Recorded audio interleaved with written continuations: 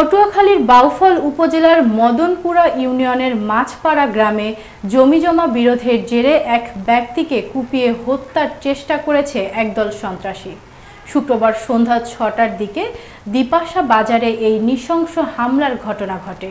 Crime reporter Mohammad Rakib জানান, আহত ব্যক্তি জাহিদুল ইসলাম পেশায় বরিশালে কাপড়ের কাজ করতেন। তার স্ত্রী জমিলা বেগম জানান, দীর্ঘ ৪-৫ বছর ধরে জমি নিয়ে আদালতে মামলা চলছিল। এর আগেও একাধিকবার তারা সন্ত্রাসীদের হাতে মারধরের শিকার হয়েছেন।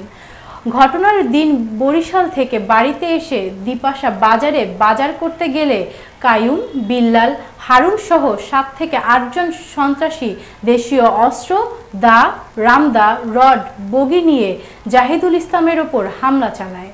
তাকে কুপিয়ে এবং পিটিয়ে গুরুতর আহত করে ফেলে রেখে যায়। পরে স্থানীয়রা এবং স্ত্রীর খবর পেয়ে দ্রুত তাকে উদ্ধার করে পটুয়াখালী সরকারি মেডিকেল কলেজ হাসপাতালে নিয়ে যান। তবে এর রিপোর্ট লেখা পর্যন্ত জাহিদুল ইসলামের জ্ঞান ফেরেনি। জমিলা বেগম জানান, আমার স্বামীর অবস্থা আশঙ্কাজনক, ওর হুঁশ ফেরেনি। আমি সরকারের কাছে আমার স্বামীকে হত্যা চেষ্টাকারীদের দৃষ্টান্তমূলক শাস্তির দাবি জানাই। এ ঘটনায় এলাকায় চরম উত্তেজনা বিরাজ করছে। তবে পুলিশ এখনও কোনো অভিযুক্তকে আটক করতে পারেনি।